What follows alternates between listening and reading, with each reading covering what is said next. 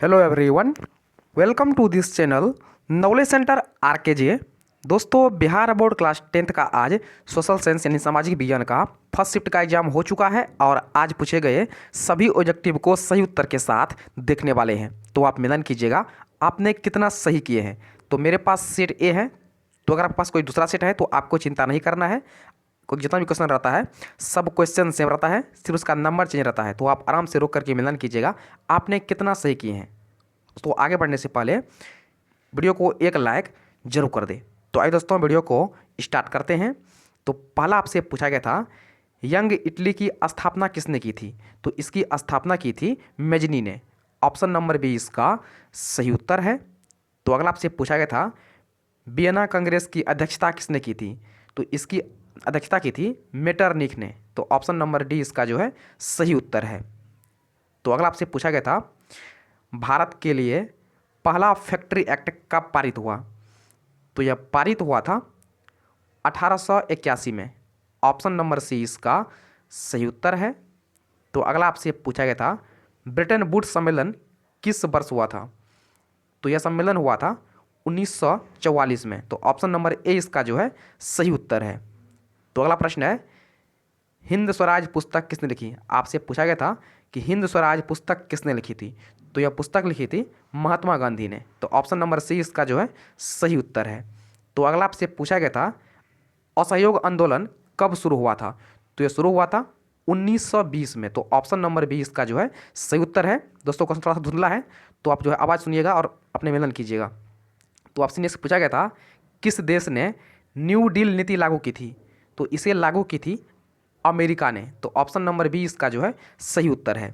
तो अगला आपसे पूछा गया था भारतीय राष्ट्रीय कांग्रेस ने कब जो है पूर्ण स्वतंत्रता की घोषणा की थी, पूर्ण स्वराज घोषणा की थी। तो इसी घोषणा की थी 26 जनवरी 1929 को। तो ऑप्शन नंबर ए इसका जो है सही उत्तर है। दोस्तों, आगे बढ़ने से पहले चैनल को सब्सक्राइब जरूर कर लीजिए क्योंकि यहाँ पर आपको मिलने वाला है हिंदी और संस्कृत का मोस्ट इंपॉर्टेंट ऑब्जेक्टिव। चैनल को सब्सक्राइब जरूर कर लीजिएगा।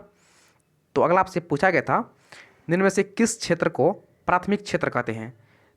तो ये क्वेश्चन मैं आपको जो है सुबह वीडियो में बता भी चुका हूँ। तो कहते हैं कृषि क्षेत्र को। तो ऑप्शन नंबर सी इसका जो है सही उत्तर है। तो अगला आपसे पूछा गया था बिहार का जो जीवन निरूपण का मुख्य साधन क्या है।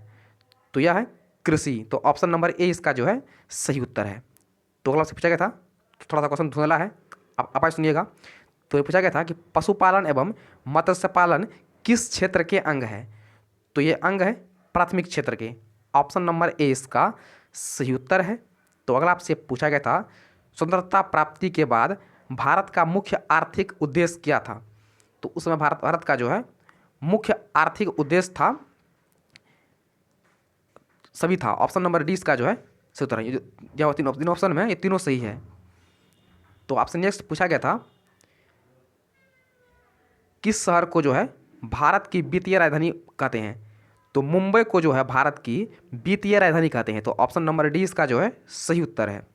तो अगला आपसे पूछा गया था सोने के जेवरों को शुद्धता सुनिश्चित करने के लिए किस मानक चिन्ह का प्रयोग किया जाता है।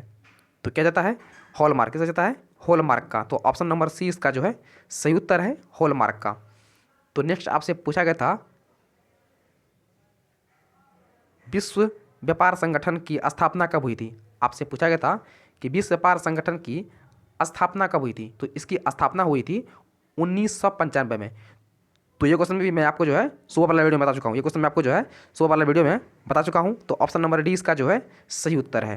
तो नेक्स्ट आपसे पूछा गया था इनमें से कौन जो है अभाजिक खनिज है, क्या सॉरी इनमें से कौन जो है अत्यधिक खनिज है। तो हो जाएगा आपका अभ्रक।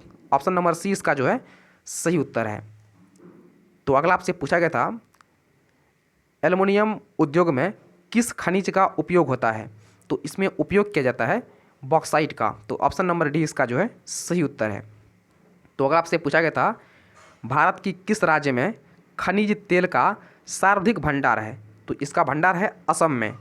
ऑप्शन नंबर ए इसका जो है सही उत्तर है। जो आप किसी भी सवाल में अटक गए हो या आपसे सॉल्व नहीं हो पा रहा है, बस आपको उस क्वेश्चन का फोटो लेना है, क्वेश्चन को क्रॉप करना है और 5 सेकंड के अंदर अंदर आपको उस क्वेश्चन का वीडियो सोल्यूशन मिल जाएगा। फिर चाहे आपका क्वेश्चन होमवर्क का हो, सीबीएसई का हो, यूपी, बिहार, महाराष्ट्र, राजस्थान, एमपी या किसी और बोर्ड का हो, चाहे आईआईटी, जेईई, नीट या क्लास 6 से 12वीं का हो, इन सब का जवाब आपको मिलेगा .NET पर।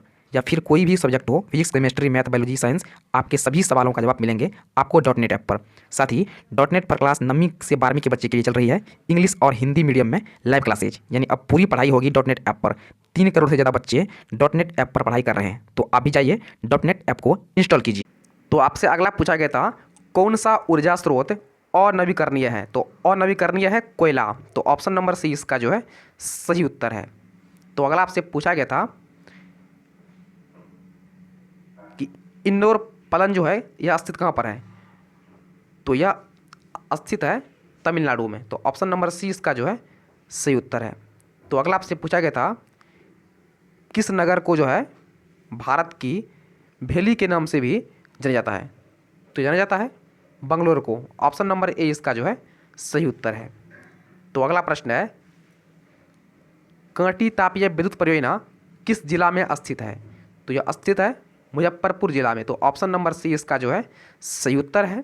तो अगला आपसे पूछा गया था, निम्न में से कौन प्राकृतिक आपदा है?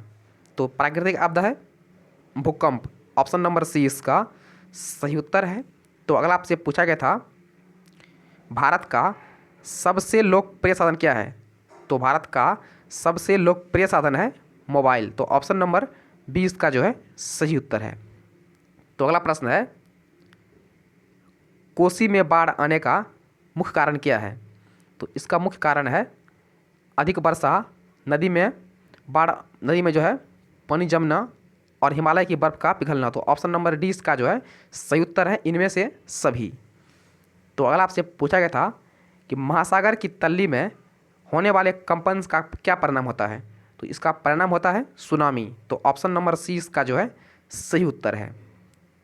तो अगला आपसे पूछा गया था, किस नदी को बिहार का शौक कहा जाता है? तो बिहार का शौक कहा जाता है कोसी नदी को, ऑप्शन नंबर बी इसका सही उत्तर है। तो अगला आपसे पूछा गया था, किस समिति की अनुशंसा पर पंचायती राज प्रणाली की शुरुआत की गई थी? तो इसकी शुरुआत की गई थी बलवंत राय मेहता समिति की अनुशंसा पर, तो ऑप्शन नंबर बी इसका जो है सही उत्तर है। दोस्तों क्वेश्चन थोड़ा सा जो है धुंधला नजर आ रहा है, तो आप आवाज़ सुन करके जो है अपना टिक लगाइएगा। तो अगला आपसे पूछा गया था, झारखंड राज्य का गठन जो है ये कब हुआ था? तो हुआ था 1 नवंबर 2000 को, तो ऑप्शन नंबर ए इसका जो है सही उत्तर है। तो अगला आपसे पूछा गया था, लोकतंत्र का प्राण किसे कहा जाता है? तो लोकतंत्र का प्राण कहा जाता है संविधान को, ऑप्शन नंबर सी इसका जो है सही उत्तर है। सॉरी फ्रेंड्स, क्वेश्चन नंबर जो 42 दिया गया है कि झारखंड का गठन कब हो गया था, तो इसका गठन किया गया था 15 नवंबर 2000 को, तो इसको आप सही कर लीजिएगा। ऑप्शन नंबर सी इसका जो है सही उत्तर है 15 नवंबर 2000। तो अगला आपसे पूछा गया था, बोलिविया में जनसंघर्ष का मुख्य कारण क्या था? तो इसका मुख्य कारण था पानी की कीमत में वृद्धि, तो ऑप्शन नंबर ए इसका जो है बिल्कुल सही उत्तर है। तो अगला आपसे पूछा गया था, दल बदल कानून जो है निम्नलिखित में से किस पर लागू होता है? आपसे पूछा गया था कि दल बदल कानून जो है किस पर लागू होता है? तो यह लागू होता है सांसदों एवं विधायकों पर, ऑप्शन नंबर ए इसका सही उत्तर है। तो आपसे अगला पूछा गया है, लोकतंत्र जनता के द्वारा और जनता के लिए शासन है, यह कथन किसका है? तो यह कथन है अब्राहम लिंकन का, तो ऑप्शन नंबर बी इसका जो है सही उत्तर है। तो अगला आपसे पूछा गया था, पंचायती राज व्यवस्था का निम्न स्तर क्या होता है? तो इसका निम्न स्तर होता है ग्राम पंचायत, ऑप्शन नंबर सी इसका सही उत्तर है। तो अगला आपसे पूछा गया था, नगर पालिका किस अनुसूची में संबंधित है? तो ये संबंधित है 12वीं अनुसूची से, तो ऑप्शन नंबर सी इसका जो है सही उत्तर है। दोस्तों आगे बढ़ने से पहले वीडियो को लाइक करके चैनल को जो है सब्सक्राइब जरूर कर लीजिएगा। तो अगला आपसे पूछा गया था कि संयुक्त वियतनाम का गठन किस वर्ष हुआ था? तो इसका गठन हुआ था 1975 में, तो ऑप्शन नंबर डी इसका सही उत्तर है। तो अगला आपसे पूछा गया था, आर्य समाज की स्थापना किसने की थी? तो इसकी स्थापना की थी स्वामी दयानंद सरस्वती ने, तो ऑप्शन नंबर डी इसका जो है सही उत्तर है। तो अगला आपसे पूछा गया था, पहला वाष्प इंजन का आविष्कार जो है किसने किया था? तो इसका आविष्कार किया था जेम्स वाट ने। ऑप्शन नंबर बी इसका सही उत्तर है।